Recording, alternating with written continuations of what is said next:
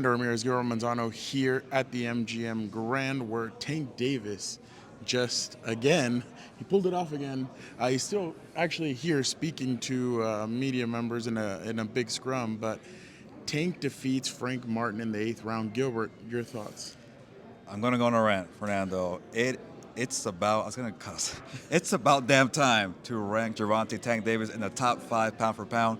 You asked me maybe like a month ago, and I ranked him number 3. People were saying you're crazy, you're delusional. What do you mean, casual boxing fan? Top 3 pound for pound.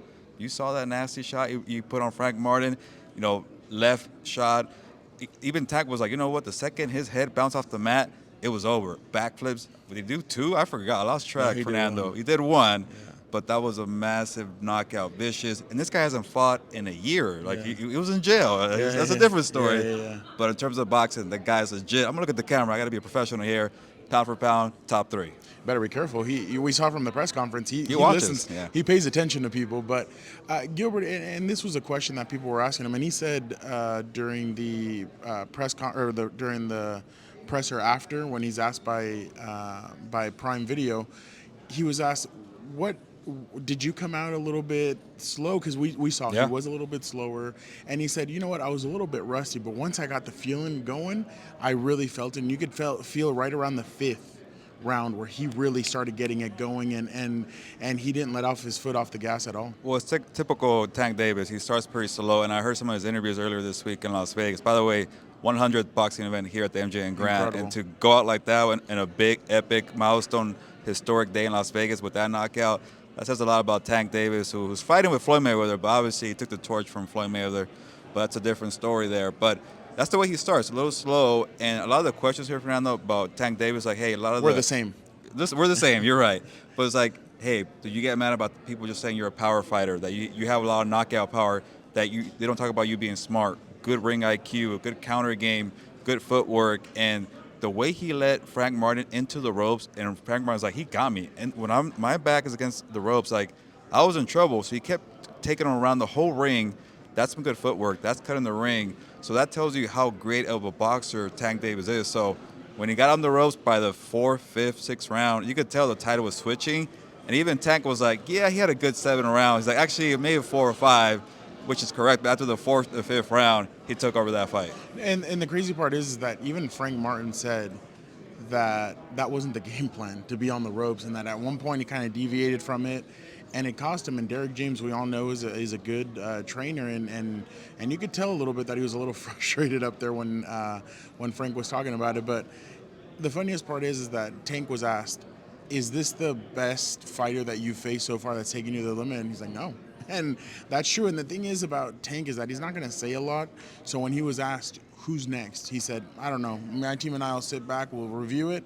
One guy that wants to be next is Ryan Garcia. And what did Tank say to that? I'll whoop his ass? Is that the Kick way his to... ass. Oh, kick his ass. Yeah, I was Stone Cold Steve Austin, whoop ass. Yeah. But to go off of that, Fernando, to answer the question, by the way, for Tank Davis' toughest opponent, and I thought maybe Frank could be that guy. I give Frank a lot of credit. I know it didn't go the way that he wanted it to, but it's got to be Pitbull Cruz. Who let the dogs out? Woof, woof. So I want to see maybe a rematch with Pitbull Cruz, but the options are endless for Tank Davis. You got Vasily Lomachenko, you got Ryan Garcia, Shakur Stevenson. Like, let us know in the comments, by the way. Shakur Stevenson, Lomachenko, Ryan Garcia Part 2, Pitbull Cruz Part 2. Like, that's 4 good matches right there. So did he sign a new contract at PBC, 6 or 7 fights there? Something like that. You got 4 right there. So Tank Davis, who said he's getting tired of doing this, the fight camp and all that, he's a little annoyed. But if Tank walks by, you better get him, Fernando, here. But, hey, the options are endless. And for the star of boxing, Canelo Alvarez, watch out.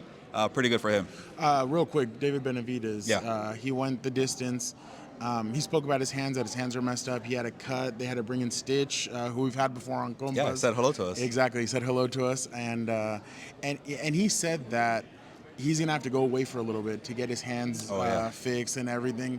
But it kind of seemed like before, when we spoke to him a couple of weeks ago, he was like, I want Canelo, And then this time it kind of felt like, well, why do you guys keep on asking me about Canelo? Do you feel like he's at the point now with frustration over not only being asked about it, but also the frustration of Canelo not answering the call? That's part of it, getting tired of being asked about Canelo Alvarez. And look at it in the UFC, Michael Chandler waiting for Conor McGregor. Where's Conor? After a while, you get You're tired still of angry. that. You're still mad, and it's like you can move on. Yeah, I'm still, because we're supposed to be at that fight, but we are angry on a personal level. But for David Benavidez, after a while, it's frustrating to keep waiting for the guy, and he's not, getting in the ring. He's a mandatory challenger. By the way, David Benavidez could be mandatory. Well, he is mandatory challenger for either Canelo Alvarez 168 or 175. Arthur Beterbiev. Two great fights for Dave Benavidez.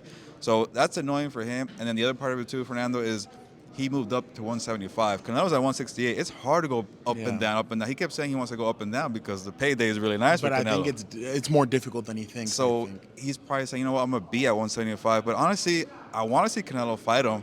But I wouldn't mind Beterbiev and Benavidez. I wouldn't mind Dimitri Bivol and Benavidez. So, hey, go after those guys and see what happens. But I think maybe that fight might not happen anytime soon. It could be a catchway or whatever. And then you got the hands, the 2 injuries on the hands. So, I don't think he was making excuses. But he had a good performance. And people might say it was sluggish. He couldn't knock out the guy. But the nail, Vosdick, did he get it right? Yes. He's tough. That's why they call him the nail. Yeah. He used to be a champion at 175. So to be your first test at a new weight class, I think he passed. Yeah, no, I definitely agree with that. And we'll see what happens with Benavidez when he comes back. Tank Davis. The stars were out, Gilbert. Ryan Garcia, Chase Young, Micah Parsons. Damian Lillard, Jaden Jaden Daniels, Mark Davis. Yeah. The list is endless, but I think that's what happened. I think Tank is such a big draw now that people want to come and watch him fight.